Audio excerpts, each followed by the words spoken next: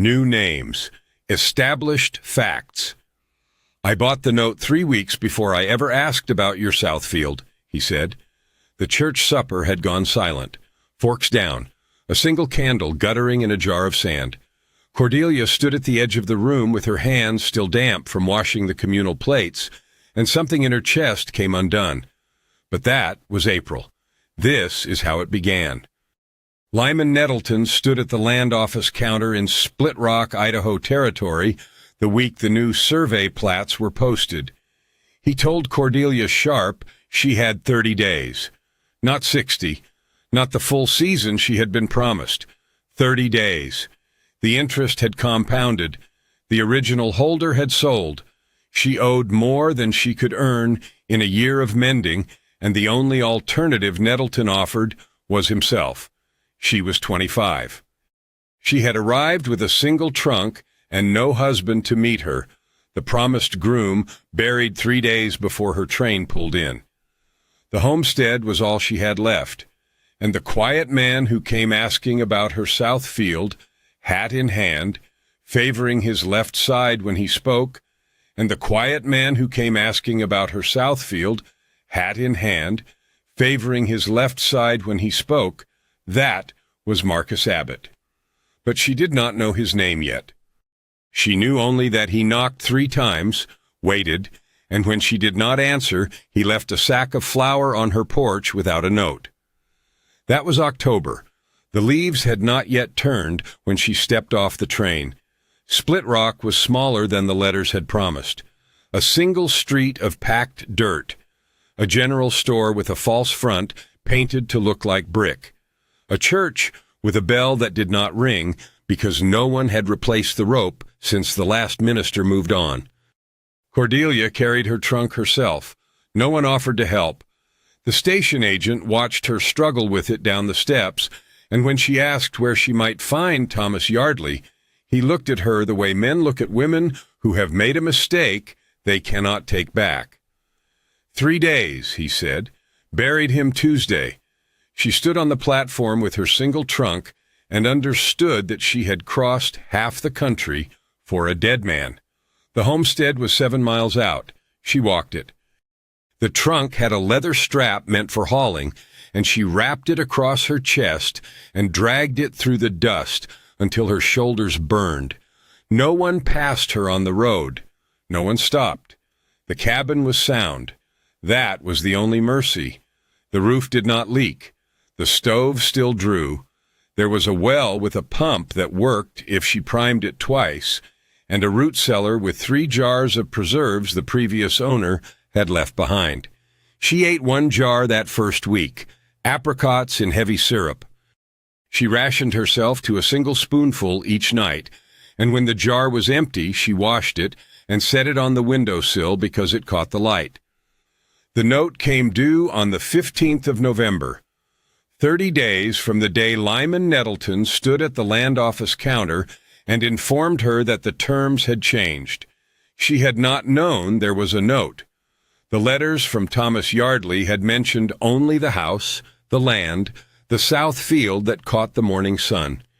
He had not mentioned the debt. He had not mentioned that the original holder had sold the paper to the bank.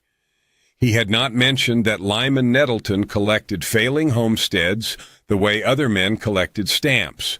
20 acres, a cabin with 4 rooms, a south field that could grow winter wheat if someone had the seed money, and a debt of $1,200 compounding at 8%.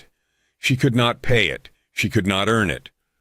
She had $47 sewn into the lining of her trunk and no prospects in a town that had already decided what she was. Mail-order bride. Arrived for a dead man. Alone. The women at the general store did not speak to her directly. They spoke around her, loud enough to hear. "Imagine crossing all that distance for a stranger," one of them said. "What kind of woman does that?" Cordelia bought flour, salt, a tin of lard. She did not answer. She had learned in St. Louis that answering only made it worse. In St. Louis, she had rented a pew at the back of a city church, the only seat a widow with debts could still afford. Her father had been a minister, and before he died, he had taught her bookbinding and archive care.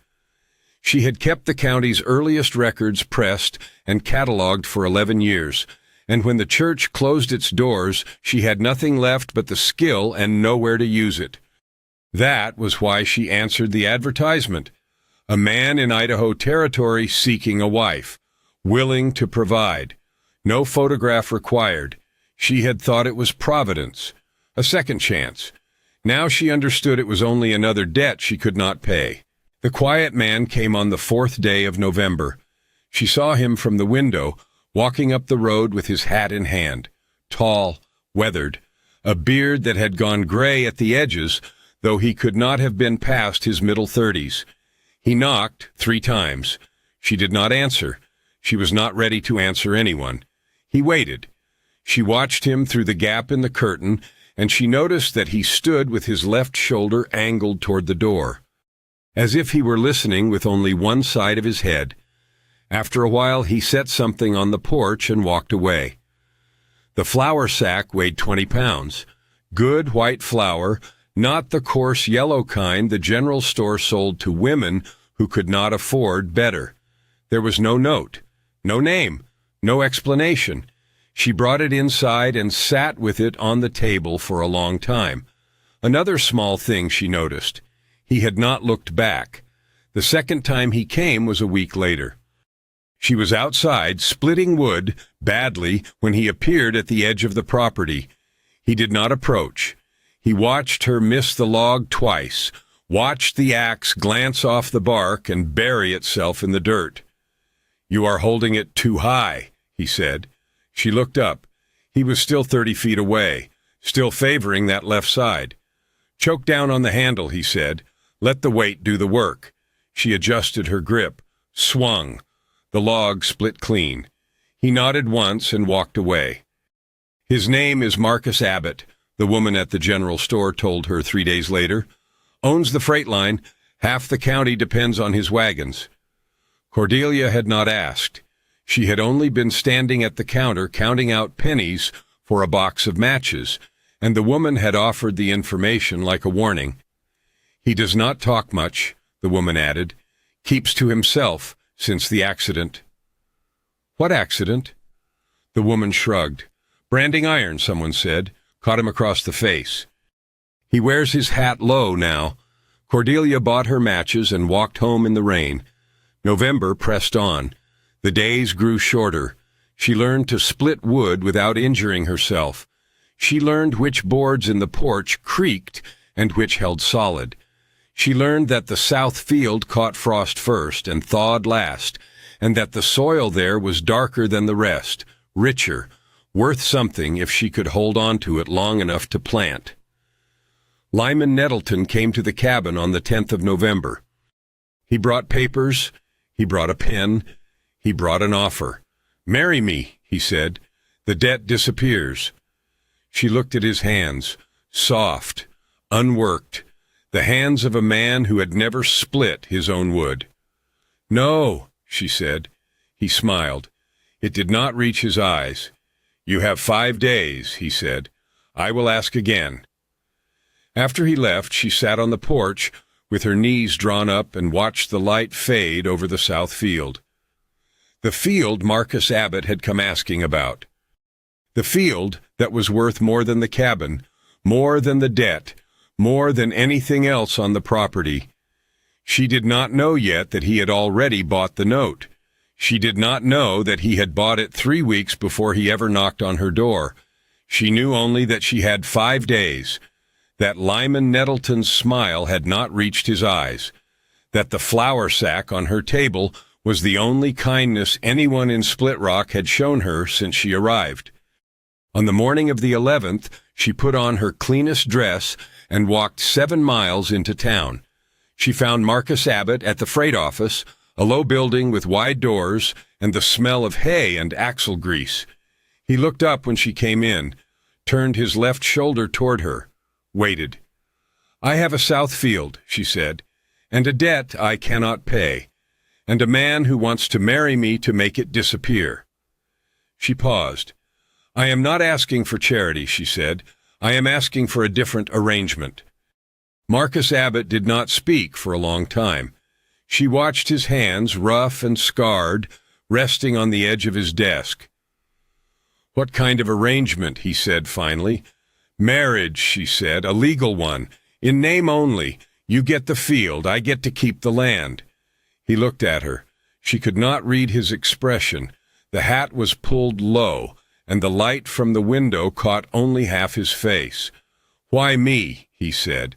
"Because you left flour on my porch," she said, "and you did not ask for anything back." He was silent again. She counted the seconds. 11, 12, 13. "All right," he said, "just like that.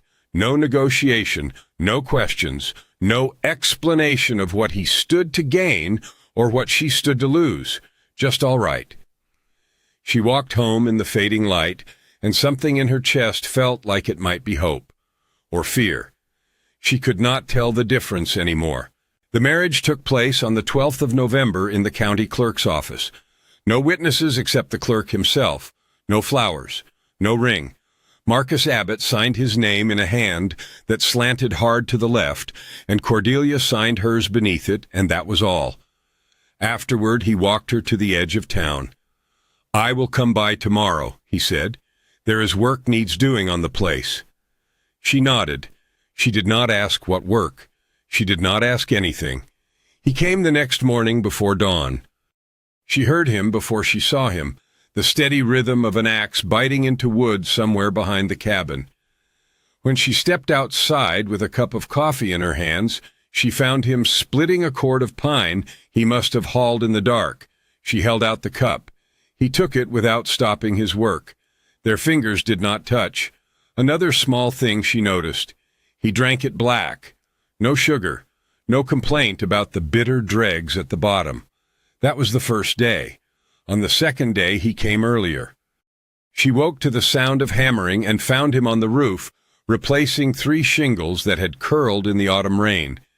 She made coffee and left it on the porch rail. When she came back an hour later, the cup was empty and he was gone. On the third day, the debt came due. Lyman Nettleton appeared at the land office with papers ready for transfer, and the clerk told him the note had been paid in full. Cordelia was not there. She learned about it later from the woman at the general store who had stopped speaking around her and started speaking to her instead. "Nettleton's face," the woman said, like he had swallowed a wasp. Cordelia bought salt and walked home. She did not ask who had paid the note. She already knew. Marcus came that afternoon with a cartload of supplies: flour, sugar, a haunch of salted pork, 2 woolen blankets that smelled of cedar and camphor. "For the winter," he said, "it gets cold out here." She helped him unload. Their hands brushed once, reaching for the same sack. He pulled back first. She pretended not to notice. Another small thing she noticed: the scar. It ran from his right temple down past his ear, a pale ridge of tissue that the hat did not quite hide. He kept his damaged side turned away from her, always, as if he thought she might flinch. She did not flinch. The days shortened. November bled into December. The ritual settled into something she could rely on. He came every morning, sometimes before light, sometimes just after.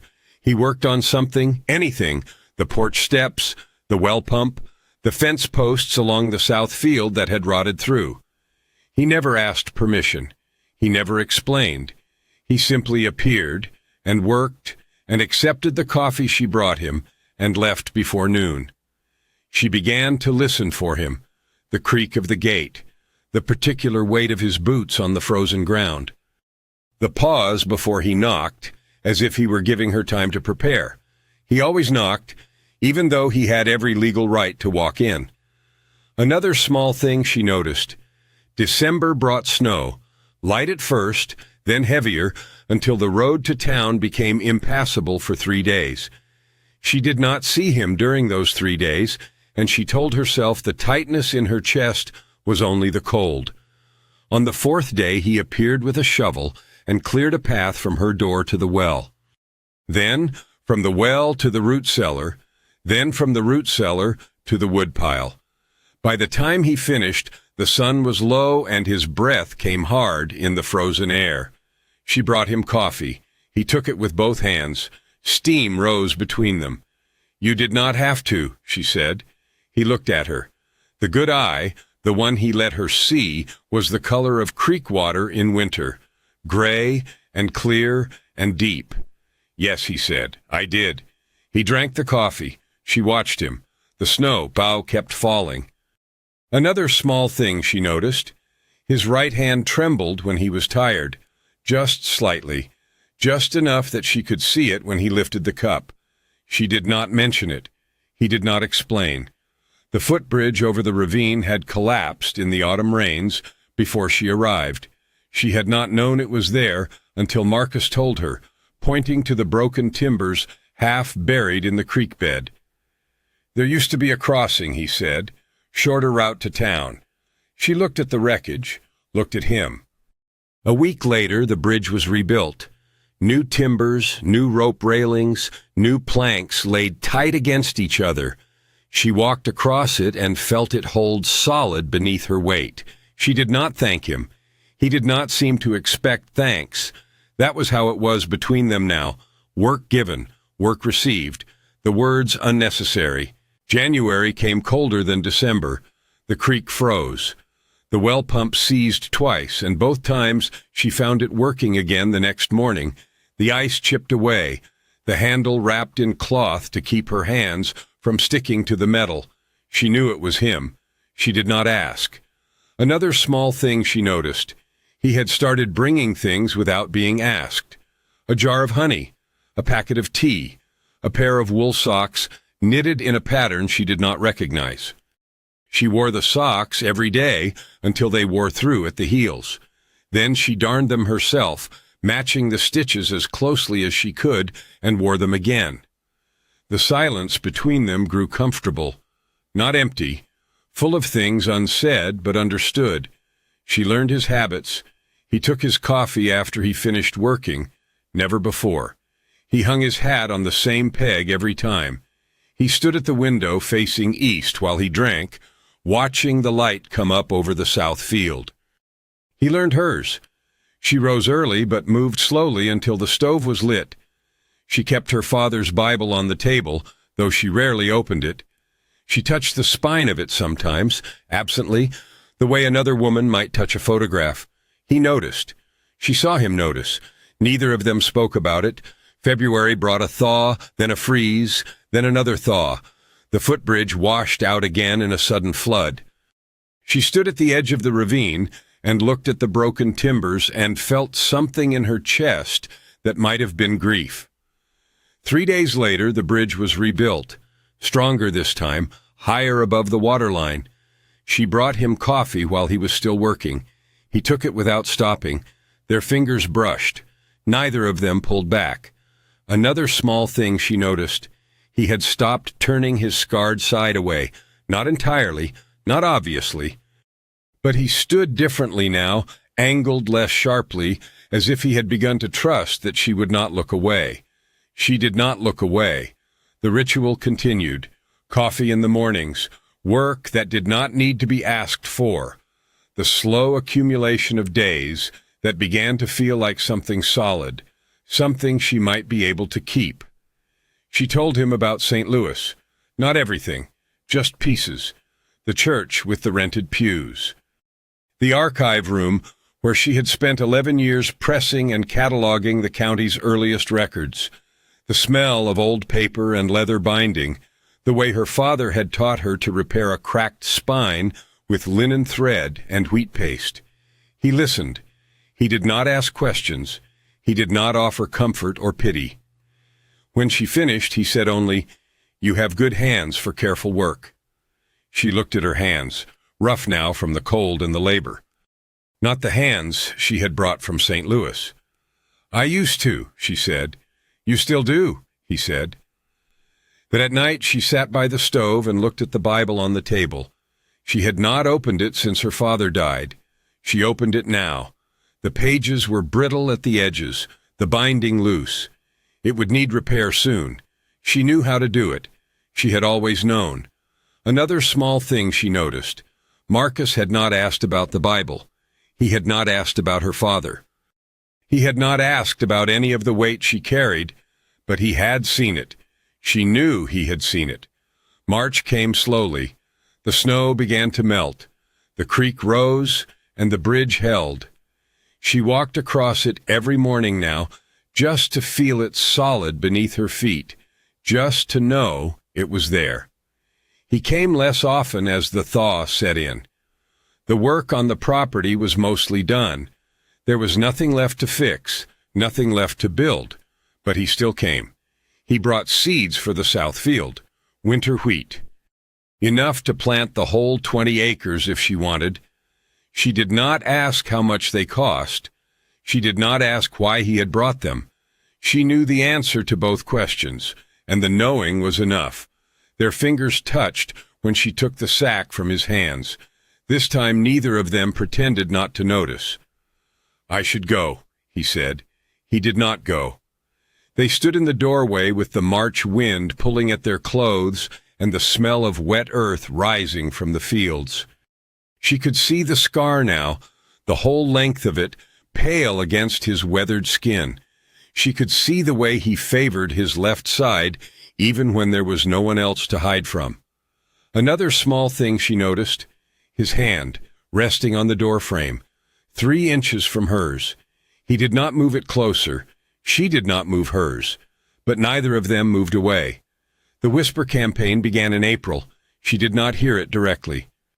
She heard it the way a person hears thunder rolling toward them across open ground. First, a silence when she entered the general store, then the particular quality of voices resuming after she passed. Then, finally, the words themselves, spoken just loudly enough to reach her. "Kept woman." That was the phrase they used. As if the marriage certificate filed at the county clerk's office meant nothing. As if a man could not help a woman without owning her in ways the law did not name. Cordelia bought flour and sugar and walked home with her head level and her hands steady. She had learned this posture in St. Louis. She had learned it watching her father face down congregations that did not want a minister who asked uncomfortable questions. She had learned it, but it still cost her something each time. Marcus came that afternoon with fence posts for the south field. She watched him from the window, watched him dig the holes and set the posts and tamp the earth around them without once looking toward the cabin. He knew. She could see it in the set of his shoulders. Someone had told him what they were saying, or he had heard it himself, and now he was working harder than ever, as if labor could answer an accusation. She did not bring him coffee. She stayed inside until he finished and left. That night she sat with her father's Bible and tried to pray. The words would not come. They had not come for a long time. The second blow landed 3 days later.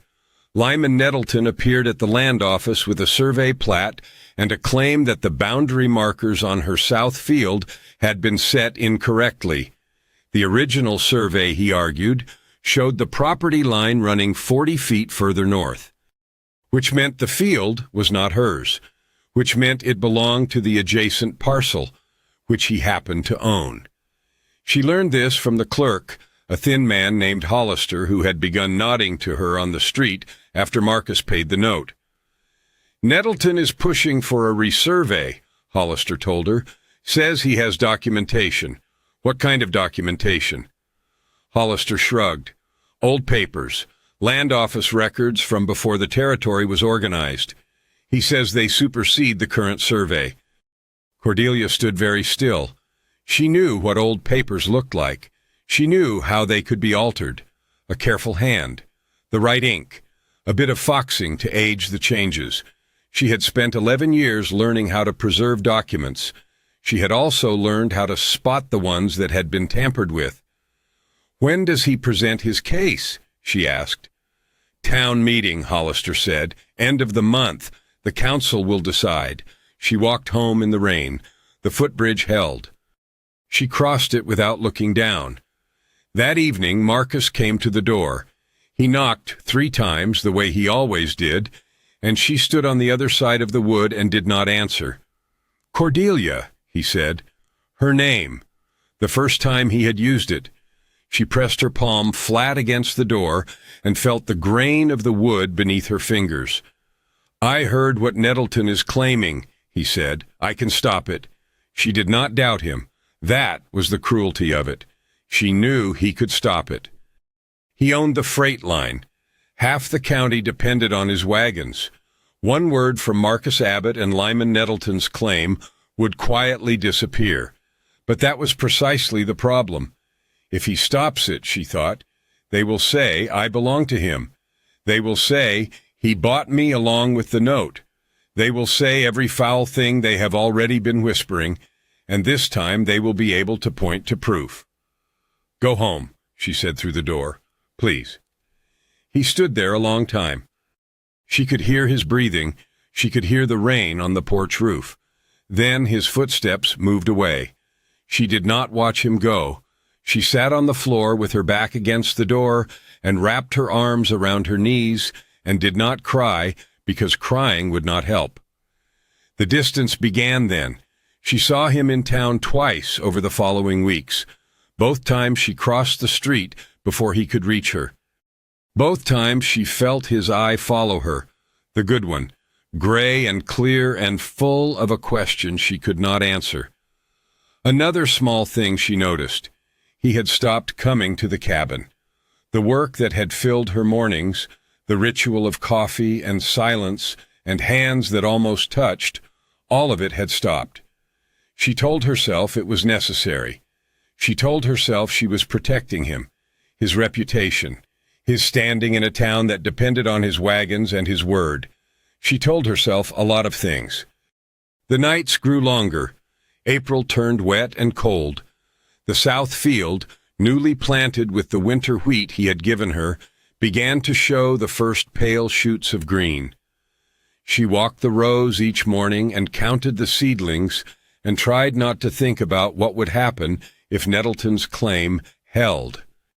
The town meeting was set for the 28th, 3 weeks away. 3 weeks to find proof that the boundary markers were correct, that the original survey had not been altered, that Lyman Nettleton was lying. She had the skills. She had spent 11 years in an archive room learning exactly how to read old documents, how to spot inconsistencies in paper and ink, how to distinguish original text from later editions. But she did not have the documents themselves. Those were in the land office, and the land office was controlled by men who had already decided what she was. Kept woman, fraud, mail-order bride who had arrived for a dead man and somehow ended up with a living one. She sat at her table with her father's Bible in her hands and thought about the church records in St. Louis. The county's earliest papers pressed into the bindings of hymnals and sermon books because no one had thought to look for legal documents inside sacred ones. Her father had taught her that. Hide the important things where no one thinks to search. The Split Rock Church had a bell that did not ring and a minister who had moved on years ago. It also had a storage room behind the pulpit where the old records were kept. She had never been inside it.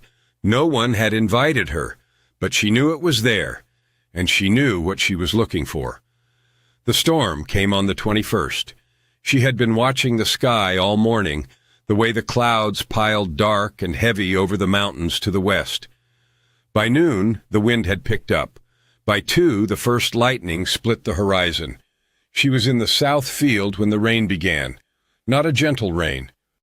A wall of water that hit so hard she could not see 3 feet in front of her face. She ran for the cabin with her skirts heavy and her boots sliding in the sudden mud, and she was halfway across the yard when she heard the sound. Wood splintering. A crack like a rifle shot. The footbridge. She stopped at the edge of the ravine and watched the timbers he had laid twice with his own hands tear loose from the bank and tumble into the churning water below. The bridge he had rebuilt higher, stronger, so it would hold. It did not hold. She stood in the rain and watched it go, and something in her chest felt like it was going with it. The walk back to the cabin took longer than it should have. The mud sucked at her boots. The wind pushed against her like a hand. By the time she reached the porch, she was shaking so hard her teeth clicked together. She did not hear him arrive. The storm was too loud. She only knew he was there when the door opened and he was standing in it, soaked through, water streaming from the brim of his hat. "I saw the bridge go," he said. "I came across the long way, 7 miles, in this weather, on roads that must have been rivers by now." She could not speak. Her hands were shaking too badly. He stepped inside without asking and closed the door against the wind. "Sit," he said. She sat. She watched him move through her cabin as if he had done it 100 times before. He built up the fire. He found the kettle and filled it from the bucket by the stove. He pulled one of the cedar blankets from the chest by the bed, one of the blankets he had brought her in November, and wrapped it around her shoulders. His hands did not shake.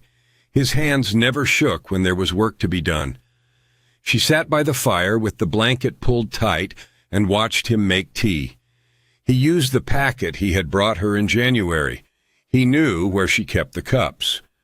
He knew which one she favored, the one with the chip on the rim that fit just right against her lip.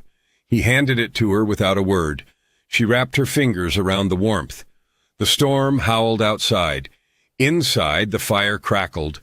The kettle hissed on the stove, all the sounds of a house that was being lived in. "You should not have come," she said. He pulled the other chair close to the fire and sat, not beside her, across from her. Close enough that she could see the water still dripping from his hair, the scar livid against his skin where the cold had reddened his face. "I know," he said. "I came anyway." The silence stretched between them, comfortable, familiar, the same silence that had filled all those mornings before she pushed him away. She looked at her hands around the cup, rough now, working hands, not the hands of the woman who had cataloged county records in St. Louis. "I was not always this," she said. He waited. He had always been good at waiting. My father was a minister. He kept the earliest records of the county pressed into the bindings of hymnals and sermon books. He taught me how to care for them, how to read them, how to tell when something had been changed. She paused. The words came harder now. 11 years I did that work. 11 years I sat in a back room and touched paper that no one else thought to preserve. And when the church closed, I had nothing. No husband, no family, no trade anyone wanted to pay for, just the knowledge of how to keep old things from falling apart. She looked up. He was watching her, the good eye steady. The damaged side turned slightly away, old habit, though he no longer hid it completely. "That is why I answered the advertisement," she said. "Because a woman who knows how to preserve the past has no value in a world that only wants the future." He did not speak for a long moment. The fire popped. The wind screamed against the windows. Then he leaned forward, his elbows on his knees, his rough hands hanging loose between them. "Show me," he said. She did not understand. "The binding work," he said. "Show me how you do it." She looked at him, looked at the Bible on the table, the one with the loose spine and the brittle pages, the one she had not been able to bring herself to repair. She rose. She fetched her small kit of tools from the trunk, the needles and thread and wheat paste she had carried all the way from St. Louis because she could not bear to leave them behind. She sat back down by the fire and opened the Bible on her lap and began to work. He watched her hands. She was aware of him watching, aware of the steadiness that came into her fingers when she picked up the needle, the way 11 years of careful work settled back into her muscles like coming home. She showed him how to score the old glue loose, how to lay the new linen along the spine, how to stitch it tight without cracking the leather. She talked while she worked, not to explain, but because the silence had become something else now, something that wanted filling. He listened. He asked no questions. He simply watched her hands move with the surety of long practice. When she finished the first pass of stitching, she looked up. He was still watching, but not her hands anymore. "That is not a flaw," he said. "That is why you are going to beat him." She felt the words land somewhere deep. Not comfort, something harder, something that felt like being seen. "Nettleton's documents," she said. "If they are altered, I will know." He nodded, as if this had always been obvious, as if he had been waiting for her to understand it herself. "The church," she said, "the storage room. There might be earlier records, ones he has not touched." "There might," he agreed. She set the Bible aside. Her hands were steady now. The shaking had stopped somewhere during the repair work, replaced by something that felt almost like certainty. "Why did you buy the note?" she asked, the question she had never asked, the one that had sat between them since November, unanswered, unspoken. He was quiet for a long time. The storm was easing now. The wind had dropped. She could hear individual drops of rain striking the window instead of the solid wall of water. "Because I heard what happened to you," he said finally. "Arrived for a man who was already buried, alone in a town that had already decided you were not worth helping." He paused. "Because I know what that feels like."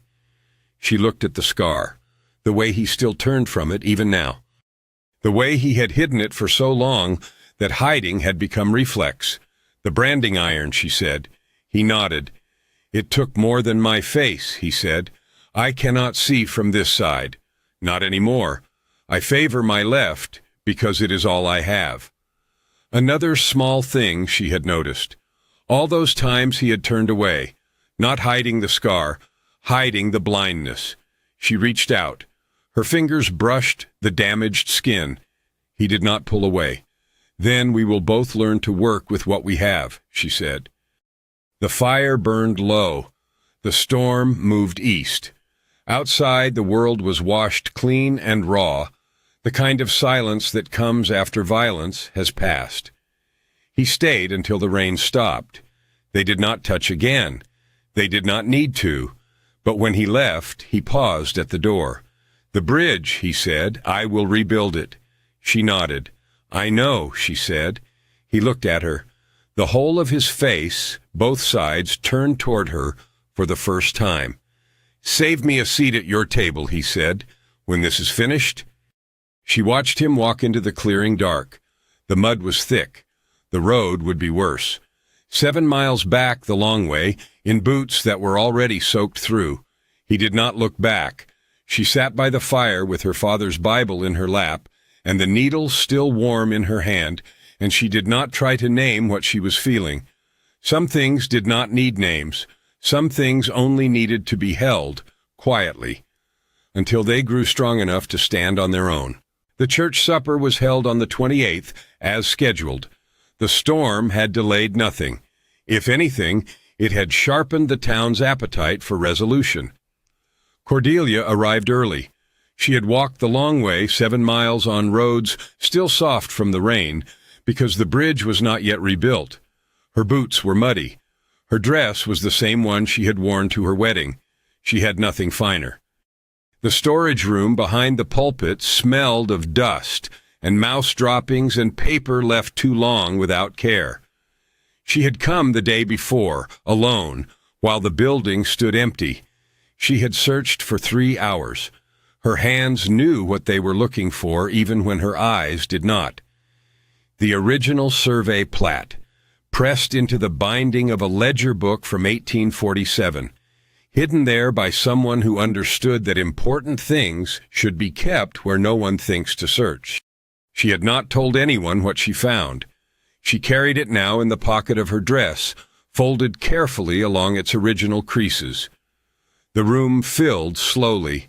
Farmers and their wives, the woman from the general store, Hollister from the land office, The minister who had taken over the circuit 3 months ago and still did not know anyone's name.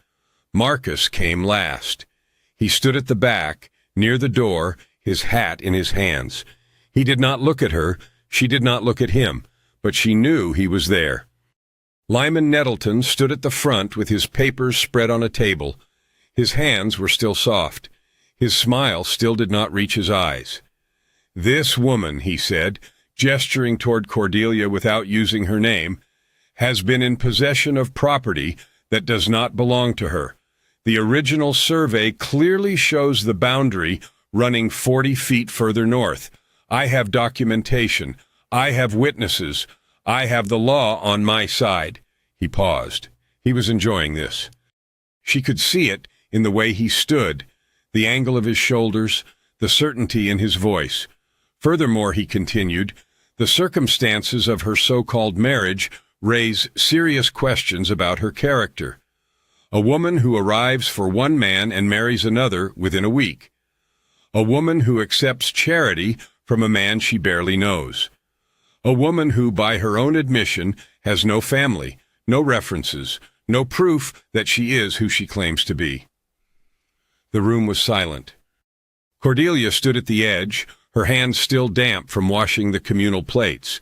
She had volunteered for that duty. No one had asked her to. She had simply done it because the work needed doing. Another small thing she noticed, the woman from the general store was watching her, not with suspicion, with something that looked almost like respect. Nettleton held up his survey plat. The paper was old. The ink was faded. To anyone who did not know how to look, it appeared genuine. Cordelia knew how to look. She stepped forward. The room turned toward her. She felt the weight of their attention, the judgment, the doubt. She had felt this weight before. In St. Louis, in the rented pew at the back of the church, in every room where a woman alone was measured against a standard she could never meet. "May I see the document?" she said. Nettleton's smile flickered. He handed it to her with a flourish, as if her examination would only prove his case. She held it to the light. She turned it. She ran her fingers along the edges, feeling the texture of the paper, the weight of the ink. "This has been altered," she said. The room stirred. Nettleton's smile disappeared. "The boundary line," she continued. "The ink is different. Older paper, newer notation. Someone scraped away the original entry and wrote over it. You can see the ghost of the first number if you hold it at an angle." She held it up. The light from the window caught the surface. The faint impression of the original figure showed through, barely visible, but there. Hollister stepped forward. He took the document. He examined it the way a man examines something he should have noticed himself. "She is right," he said. "The paper is foxed around the edges, but the ink in this section is too dark, too fresh." Nettleton's face went pale, then red. He opened his mouth to speak. Cordelia reached into her pocket. She withdrew the folded survey plat she had found in the church ledger. "This is the original," she said, "dated 1847, pressed into a church record book by someone who wanted to preserve it. The boundary is exactly where the current markers stand." She handed it to Hollister. He unfolded it carefully. He compared the two documents. The room waited. "The original matches the current survey," he said finally. "The boundary markers are correct." Nettleton stepped back. His soft hands were shaking now. He looked around the room for support, for allies, for anyone who might still believe him. No one met his eye. The woman from the general store spoke first. She had been buying flour from Cordelia for months. She had seen the way Cordelia paid her pennies honestly, counted them out on the counter, never asked for credit she could not repay. "I have seen this woman work," she said. "I have seen her carry her own trunk 7 miles. I have seen her plant a field alone when no one offered to help. I do not know what she was before she came here. I know what she is now." Another voice. A farmer from the South Road who had watched Marcus rebuild the footbridge twice. Abbott paid her note, he said. Paid it before anyone else thought to. That tells me something about her worth. Another. The minister, new to the circuit, who had watched her wash plates without being asked. She served tonight, he said, without complaint, without recognition. That tells me something, too. The voices accumulated, one by one, names Cordelia did not know speaking for her in ways she had not expected. Nettleton stood alone at the front of the room. His papers meant nothing now. His claim meant nothing. The town had decided, and the decision had nothing to do with surveys or boundaries or the law.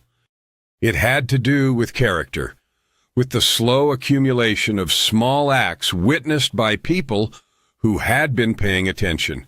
He left without speaking. No one stopped him. No one needed to. The room exhaled. The supper resumed. Cordelia stood at the edge with her hands still damp and something in her chest coming undone. Marcus crossed the room. He stopped 3 feet from her. His hat was in his hands. His scar was visible in the lamplight. I bought the note 3 weeks before I ever asked about your south field, he said. Not a confession, not an apology, just the truth, finally spoken. She looked at him, at the man who had left flour on her porch without a note, who had rebuilt her bridge twice, who had seen her before anyone else thought to look. I know, she said, and she did. The bridge held through April. She walked across it every morning to check the wheat in the south field. The shoots had grown tall enough now to ripple in the wind, green against brown earth, life where there had been only waiting. Marcus came on the first day of May. He knocked 3 times. She opened the door. He held out his hand, not reaching for her, offering something, a key, iron, old, the kind that fit a lockbox, not a door. She took it. The metal was warm from his palm. The deed, he said, the original. I had it recorded in your name, both names now. She turned the key over. Felt the weight of it. Not his field anymore, not his claim on her south acres. Theirs. She looked up at him, at the scar he no longer hid, at the gray eye that saw her clearly, that had always seen her clearly. Stay, she said. Not a question, an offer. He stepped inside. He hung his hat on the peg by the door, the same peg he had always used. She made coffee. He sat at the table. The Bible rested between them, its spine newly repaired, the stitching tight and even. Another small thing she noticed, his hand on the table, 3 inches from hers. She moved hers closer. Their fingers touched. Neither of them pulled away. Outside, the wheat swayed in the morning wind. The bridge held over the ravine. The bell in the Split Rock Church still did not ring, but someone had replaced the rope. Small repairs, slow accumulations. A life built not from grand gestures, but from the steady work of showing up day after day until showing up became its own kind of promise. She had arrived for a dead man with a single trunk and no prospects. She stayed for a living, one who had seen her worth before she could see it herself. The key lay on the table between them, iron and old and warm from his hand. She did not need to hold it anymore. She already knew what it opened. When I think about Cordelia, I think about the women who carry their own trunks, the ones who walk 7 miles because no one offers a ride, the ones who wash plates at suppers where they were not quite welcome, not because anyone asked, but because the work needed doing. I think about what it costs to keep your head level when the whispers are loud enough to hear, and I think about the quiet men who notice, who leave flour on porches without notes, who rebuild bridges twice in one season without comment, who wait. Maybe that is why this story stays, not because of what was said, because of what was done. If this story stayed with you, drop a comment and tell me the smallest gesture that undid you, the little thing he did that said more than any speech could. Those are always the best comments. If you are new here, subscribe and turn on notifications, and I promise the next story will be even harder to walk away from. Thank you for staying until the very end. I will see you in the next one.